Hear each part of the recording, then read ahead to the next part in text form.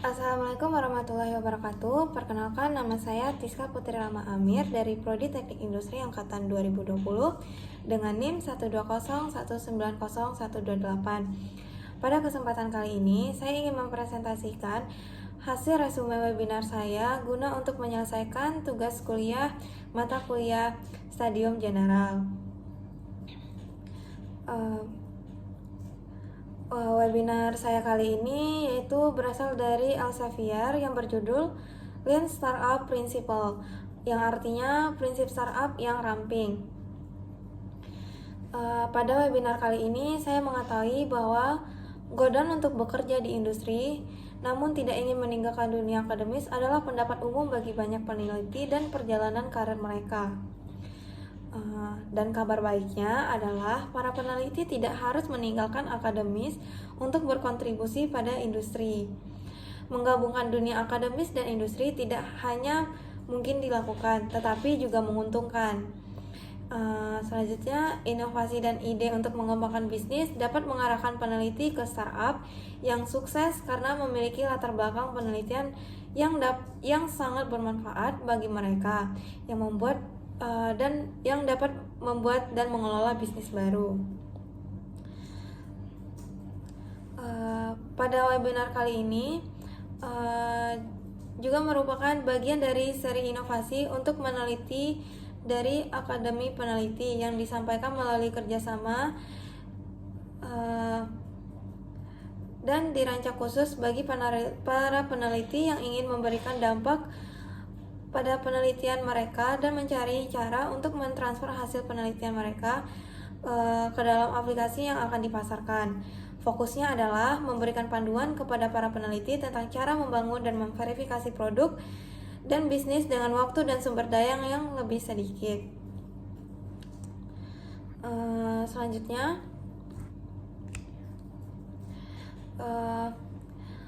pada sebagian bidang kerja, inovasi itu sangatlah penting dan tidak terkecuali juga pada penelitian. Sehingga faktanya, inovasi adalah prinsip utama penelitian yang dapat memajukan bidang ini berdasarkan pengetahuan sebelumnya. Dan proses inovasi yang sukses melibatkan faktor-faktor seperti eksperimen, inklusi, dan kerjasama. Selain itu, penting untuk menyadari prinsip-prinsip dasar yang dapat membantu peneliti pada fase kreatif awal dan utama dalam proses inovasi. Salah satu prinsip tersebut adalah pemikiran desain.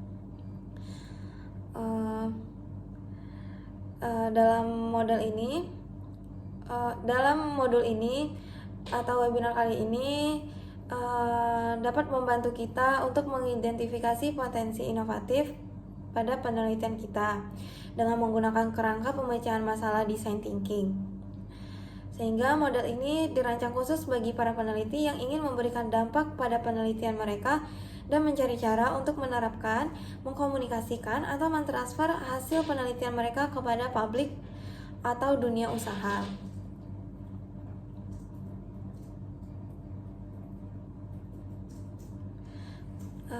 Selanjutnya, memutuskan topik mana yang akan dipelajari dan menimbulkan keraguan-keraguan yang tidak meyakinkan.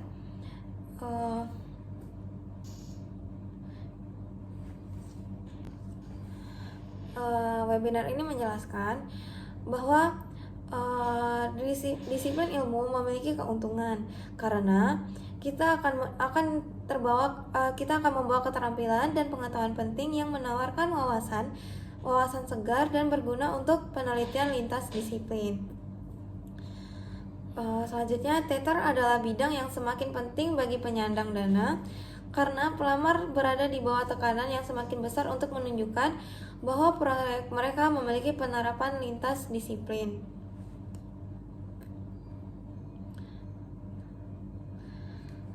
Selanjutnya, pada pengembangan bisnis bagi para peneliti,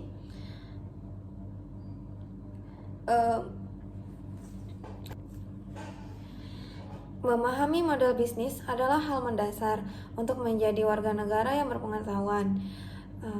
Khususnya konsumen lain penting untuk memahami model bisnis perusahaan dan perusahaan yang produk dan layanannya. Ketika kita membeli dan menggunakan model bisnis, jadi meskipun kita sebagai peneliti, kita juga bisa menjadi bagian dari masyarakat umum.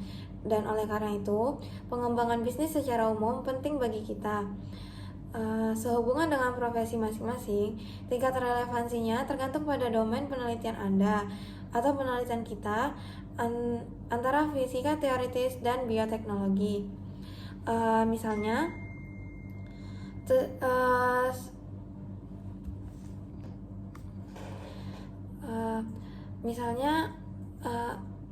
akan ada 3 kemungkinan alasan yang mungkin kurang lebih sesuai dengan situasi kita sekarang.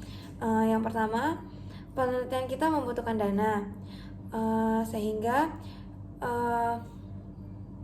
yang cocok dilakukan yaitu universitas menjadi sarana tempat penelitian yang bisa kurang lebih menjadi seperti bisnis.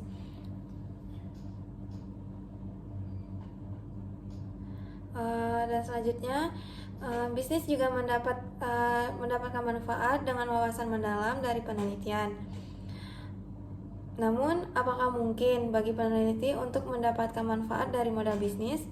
Apakah relevan bagi peneliti untuk mengetahui cara menemukan ide bisnis dan membangun model bisnis berdasarkan ide tersebut?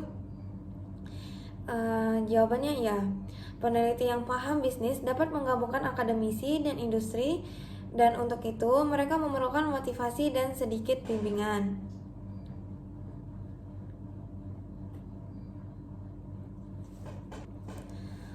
Pada webinar kali ini, saya juga mengetahui keterampilan apa yang akan dicari oleh pemberi kerja.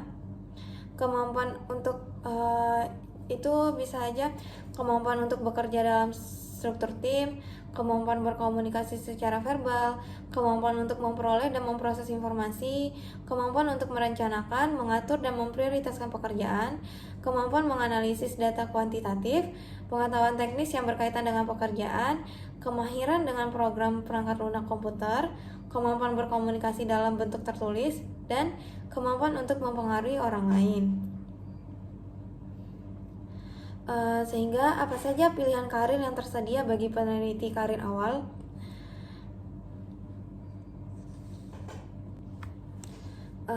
Dalam webinar kali ini, para ahli menguraikan mitos, ekspektasi, dan pendekatan untuk menemukan karir penelitian yang cepat. Dan para ahli juga mendiskusikan pilihan karir penelitian di luar dunia akademis, memberikan strategi untuk orientasi karir yang ditargetkan, dan membantu Anda mengidentifikasi posisi yang mungkin cocok dan sehingga dapat memberikan kepuasan dalam pekerjaan kita ke depannya.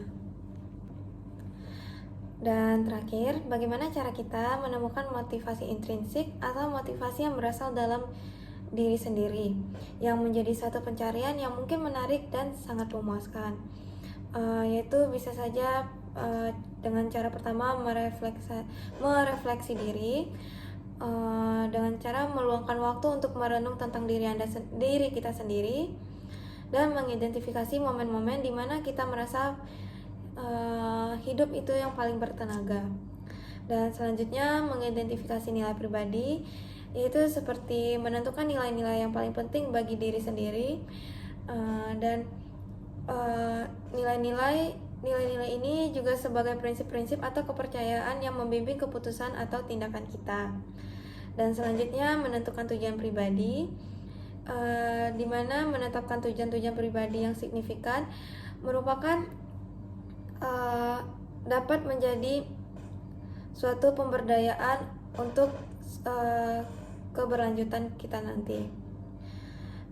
Dan selanjutnya yaitu dengan mencari kegairahan atau keinginan, sehingga ketika kita menemukan sesuatu yang menyala pada diri kita sendiri, itu mungkin menjadi petunjuk untuk motivasi intrinsik.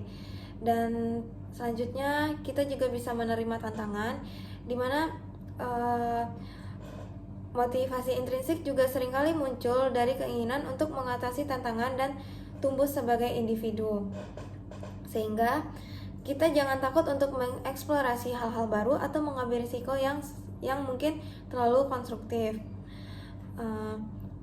Dan terakhir, hindari perbandingan diri kita dengan orang lain, di mana kita harus fokus pada pencapaian dan perkembangan pribadi sendiri, bukan membandingkan diri kita dengan orang lain, karena setiap individu memiliki perjalanan dan nilai uniknya sendiri. Dan terakhir, jangan lupa bahwa proses menemukan motivasi intrinsik bisa membutuhkan waktu, sehingga kita harus memberikan diri kita kesempatan untuk menjelajahi dan berkembang sepanjang perjalanan kita. Sekian hasil resume webinar saya kali ini. Saya akhiri. Wassalamualaikum warahmatullahi wabarakatuh.